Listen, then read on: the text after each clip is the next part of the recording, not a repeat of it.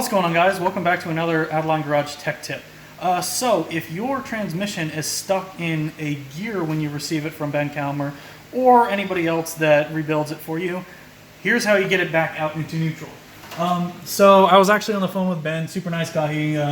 He definitely helped us out here. As you can see now, it's in neutral. Before, apparently when in shipping, if you ship it like back and forth, I know Ben's in PA and we're down in Florida, if the shipping companies drop it, I guess there's weights inside that will put it into a gear. And when you actually put all of your shifter components in, then it's essentially stuck into a gear and it won't come out.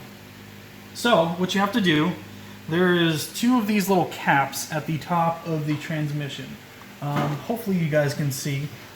Here is the reverse sensor.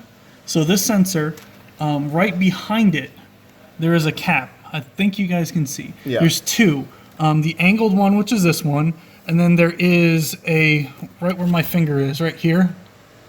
That is the cap you need to pop off. This is actually the cap right here. It's got like a little check valve ball thingy. Just be careful when you pop it off, you don't completely mar it up. But we used a medium-sized pry bar. Yeah, medium-sized pry bar.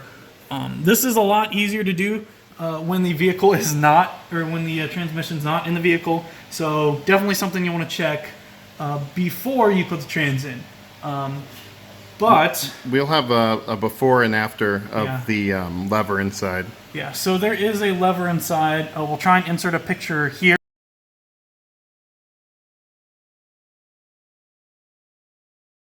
Hopefully you guys can kind of tell and see what it is. But the way we're standing now, we actually used the camera phone and a light and took a picture down and to see which gear it was in.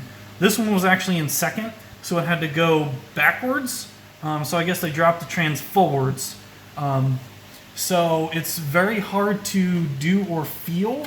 But we used a, where was it? This thing. It's kind of like a flathead that's bent.